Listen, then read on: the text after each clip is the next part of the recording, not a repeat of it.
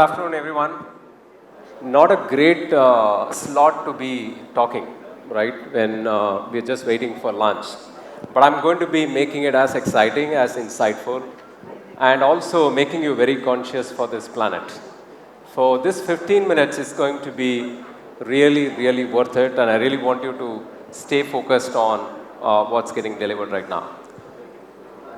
I've been in the fashion and lifestyle industry for over 20 years.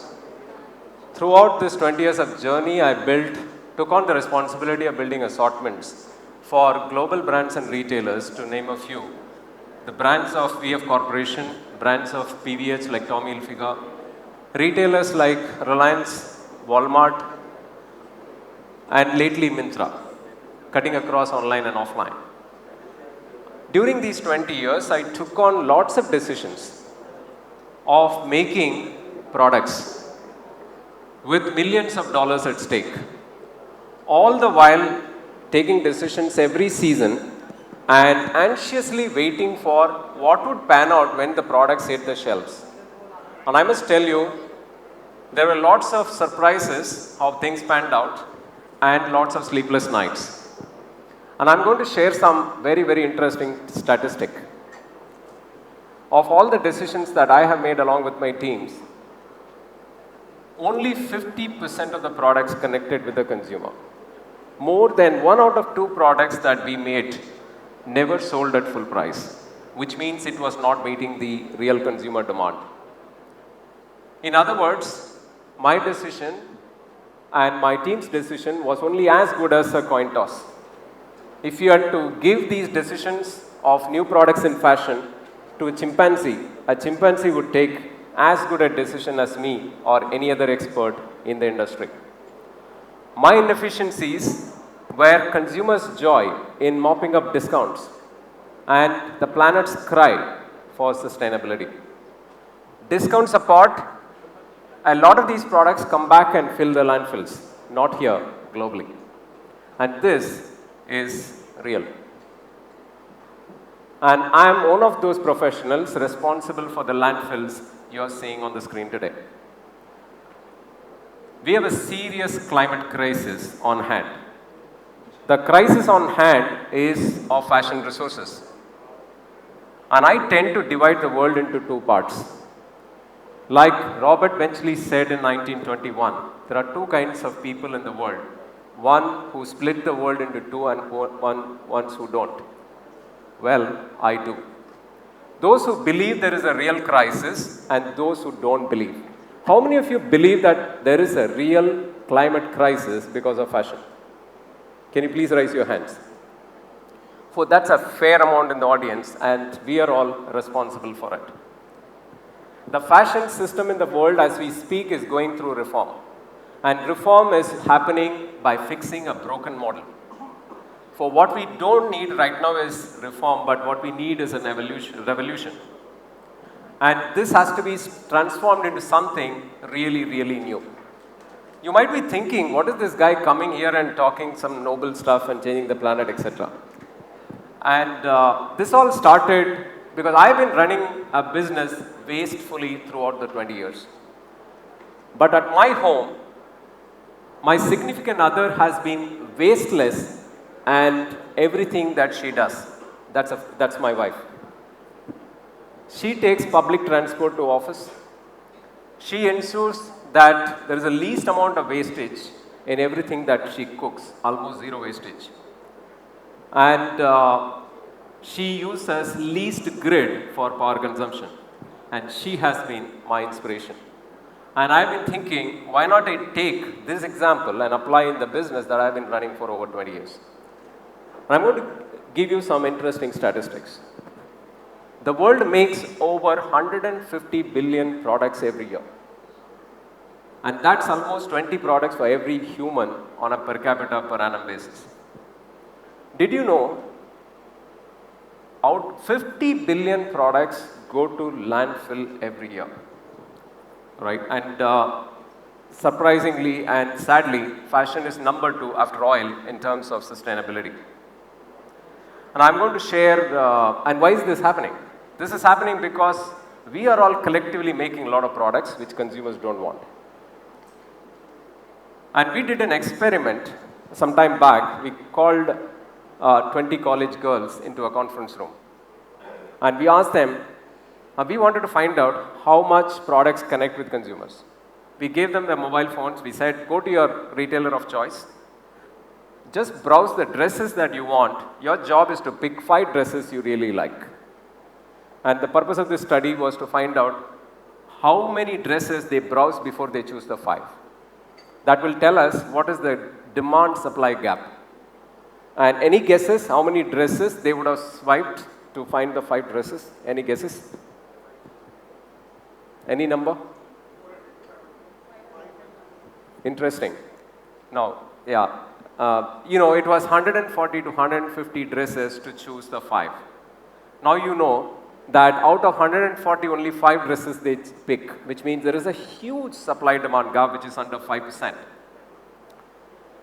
And the second one is, we all spending so much of technology towards consumer. How many of you heard about personalization? I want to personalize for my consumer. I want to be perfectly for my consumer. There's a lot of technology out there. I was speaking to head of personalization of a large retail group, online retailer, which is tech-friendly online retailer. And I asked him this question, and he shared this something very interesting. Ganesh, I've been, working on personalization for last many years. We kept on optimizing our personalization. At a point, I couldn't get any conversion increase. And he shared with me that you can put any amount of money on personalization, but if your product is not right, you are not going to lift conversion. For what I really want to say is, a lot of us keep talking about the AI and technology around improving conversion at the front end, but very less of technology is deployed at the product end. For industry needs to wake up and make the right products, and that's when we are going to reduce waste very, very significantly.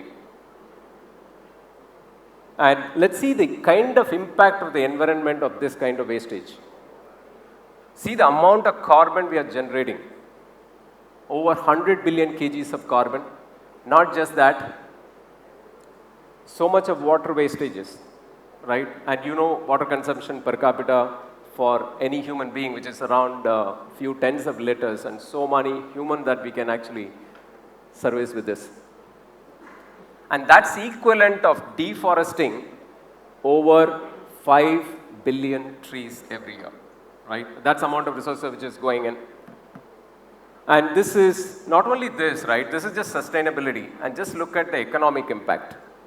It is just not for the planet, also profitability. You can see, this is profitability of the global fashion industry over years. The profitability is declining over the years. And is it across one segment? That's McKinsey report 2020. You can see it's across all segments. Whether it's value, premium, or luxury. Except luxury, which is around the double-digit mark, the industry profitability has been declining significantly. One of the challenges, you might be asking, right, what's the solution? One of the challenges for any fundamental transformation, I call it, the curse of knowledge. Everything we have learned so far comes in way of progression. For how are you going to have a zero knowledge advantage? Because that's why industry is disrupted by people from outside the industry. If I have to tell you, the biggest brand in the world today on D2C in fashion is run by somebody who is not in the fashion industry. A digital marketing guy is running a D2C brand over $20 billion. If you'd like to know what that brand is and how they're doing it, you can catch up with me just after this conversation. And I want to share with you how the curse of knowledge happens. In 1990, there is a Stanford professor, Elizabeth Newton, did an exercise. And the exercise was very simple. She collected a group of students, and she asked one set of students, your job is to think about a famous song and tap on the desk. And she asked the other group to actually decode what that song is. Okay? One are tappers and the other was listeners. And she did this experiment, and she asked, after tapping, all the listeners. First, the tappers. How many of the listeners you think would have guessed your song correctly? Any guesses? They said 50% of the people at least would have guessed my song correctly. Do you know the reality? The reality was 2.5% of the people guessed the song correctly. We have a lot of songs in our mind. We think that others understand, right? Therefore, very difficult to put ourselves in the mind of the listeners, and that's actually consumers. For understanding consumer, we think we understand, and we actually don't understand really very well. It's very important for us to get there. And I'm going to do a very small demonstration here. How many of you are under 25? Anybody under 25 here, raise your hand. Fair amount, right? And please watch all of them. They may not have this device that I'm wearing. Is there anybody who's not wearing a watch who's under 25? Can you raise your hand? Now you will see, if you just watch in public, we are all used to a different generation. And the generation which is coming up right now, they don't see the utility of something that which we have been used for the last few decades. For it's very, very, very important to understand the generation that we are catering to. And whenever I ask my daughter, why don't you wear a watch? And she tells me, when I have a phone, why do I need a watch? Right? And I think they are living in a very, very different space. And I came across a quote from Einstein, which is very, very relevant in the context is, we cannot solve the problems with the same thinking that which created them. For we need to move from thinking linear to moving from an industry assembly space to an organic space, which is very, very symbiotic with the circumstances. It's very, very dynamic, and that's the space we are in right now. We are used to a method of fast food, which is an assembly way of serving things, and we really need to move move from the factory way to a completely symbiotic way. But having said all of that, there is no so much of gloom and doom, and there is definitely solutions here to solving this fundamental gap. And I'm going to talk about various opportunities and which are the sustainable way of doing it. There is a lot about sustainability on materials. We have been constantly hearing, right, new materials and reduction of carbon, etc. But I think what we are going to talk about is preventing wastage, not recycling wastage. Now, how can we prevent all the wastage? Now, one option is just make for one person. There is no wastage, right? It's completely made to order, the old way of doing things, just tailoring. But it has its own challenges, scale challenges, long wait time. And of course, 3D printing can come and solve that problem. It's still not at a scale that the global scale that we can do. And of course, you can use this for read and react opportunity, right? And you could use, this is one option, but it has its own limitations. Let's look at the second option. In the digital world, how many of you actually wear something new just to post on social? There is a fair amount of us who do it, right? Now, if you really want digital engagement and digital presence, do you really need physical product? You can actually use digital product and digital selling. That's another option, which is the metaverse, which is NFTs, which are happening. Now, this area is growing significantly. $10 billion only digital product selling, and it's growing significantly over the years. Gaming and fashion is merging. Is this an option? We all live in a physical world, therefore this option cannot solve the big problem that we have. But definitely this is another option. The third option is forecast right, which is to ensure that how are we forecasting today and fundamentally transform that. The current ways of forecasting is a very slow, subjective, unreliable, unresponsive, it's ineffective, we know the math, which is unscalable right now, which is not dynamic. And the way that we forecast, the total cost of this forecast is phenomenal. It's not the money that you pay to the software vendor. It is about the entire cost of the process and the wastages. For we really need to fundamentally transform this. Now, the biggest problem is, this is the elephant in the room. How do you forecast right? And how are you going to solve this problem? The solution is, put the consumer first. Read the consumer demand rather than assuming that we know it. In other words, what are we saying? Change your mindset from B to C to C to B. Consumer at the center. No more B to C, it is C to B. Therefore, what we recommend is unforecast. The old ways of forecast, you just undo it. And the $20 billion brand I'm talking about is working in this way. They don't forecast, they unforecast. They're dynamic, they're not static. They're almost real time. Very scalable, the numbers we talked about. They are just disrupting the Zaras and the H&M of the world with one website. very economical because the total cost of acquisition and the scale we are talking about, extremely effective, and they're winning in every single market wherever they go in the world. Therefore, as consumers, if you put each one of you at the center, your consumer at the center, you can make this transformation. The question is how? It's not easy. This is what we have been doing for the last over 5 years. We read data at internet scale of consumers across all geographies. Using AI algorithm, we spot what we call true consumer trends, not interpretation of trends, true consumer trends. And then make each one of the forecasters super forecasters. And continue to do this and provide this to all brands and retailers. And we have over 100 brands using our solutions today, both in India and globally, including Fortune 50 retailers and brands. What is the impact? We've been able to reduce carbon footprint by over 30%. What does that mean? And we do that using a simple SaaS solution, which can help you in few clicks. What are the winning trends so that you are able to take informed decision making on an ongoing basis. How is it different from the current forecast? We track trends. For example, this is the Y2K trend we tracked. If one has followed supply, observation, you would have gone wrong by 100%. And we track that trend right through 2 years to check how off one could be if you just followed supply information or observed information. And the numbers tell you the story of the significant difference in wastages that one would create. Now, just to give you some very quick case studies, we've been able to help people to improve overall accuracy of their forecast, and people are able to improve their full price sell-through by well over 20%. It's not about just solving the problem of what, also the how much. How do you demand forecast right? You can make a great product, but if you made the wrong quantity, you will end up with surplus or lost sales. So we have a demand forecasting engine which helps you predict demand of an unseen new product with a significant lift in accuracy. And again, enough case studies on how people are using our systems to improve the overall agility. And significant lift in accuracy and releasing cash from your system as you grow. So you can see the forecast error reduction, over 80% reduction in forecast accuracy error over a period of time. This is an omni-channel brand that using our solution.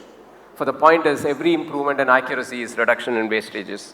So it's not about economic benefit, definitely it is there. It's also about the benefit to the planet. What is the impact of all this? We have been able to save over 120 million products of wastage so far, and it's counting.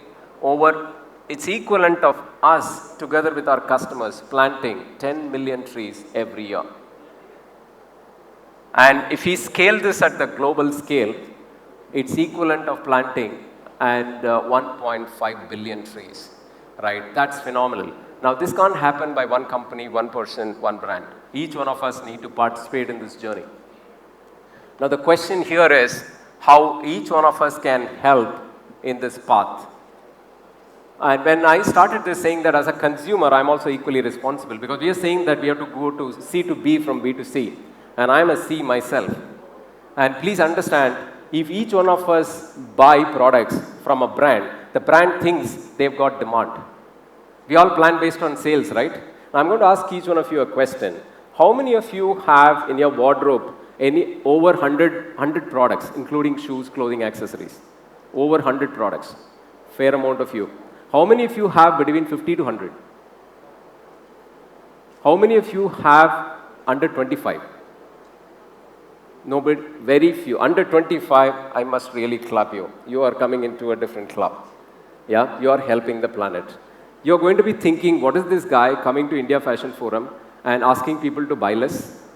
Okay, there is going to be stones thrown on me, right? And just wait for some interesting information. I have reduced my wardrobe by 75% over the last few months. And what you see on the screen is my entire wardrobe.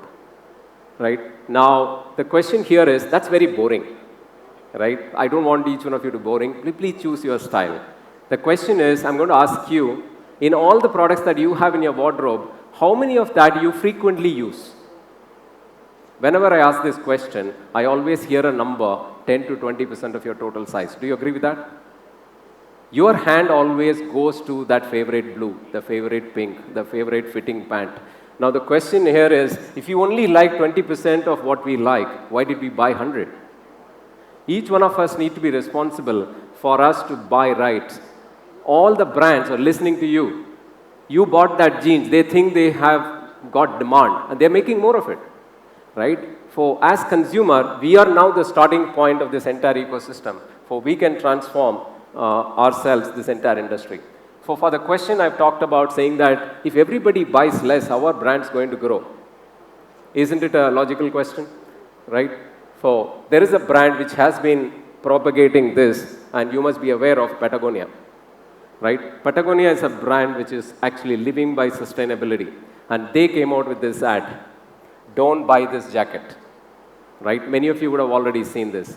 Do you know? And they really meant it. Actually, they sold the highest of this jacket during that time, right? For it's not about this. When you truly believe something, and they not only sell this, in fact, I recently went to their store in Europe, in Switzerland, Zurich, and I wanted to test whether they really practice. I was wearing a black jacket, went to the store, and wanted to buy another black jacket. The store manager asked me, why do you need a jacket?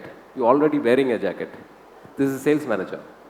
I told him that this is not fitting really very well. I want to change to another jacket. And then, after a lot of persuasion, can I alter this? Here is a sewing machine, right? Somebody was actually sitting there. I said, no, I really like your brand. I want to buy. I ended up buying 2 products from that store, and the salesperson was de-selling, not selling. With that, I really want to thank you for this patient audience, and I hope that you can make a transformation by buying right. And I want to leave with you 2 hashtags. As a consumer, you can look good with less. And that's a transformation that if you can make, it will help the planet. The second one is, if you're a brand, you buy less and you can sell more by buying smartly and following the consumer. Thank you very much.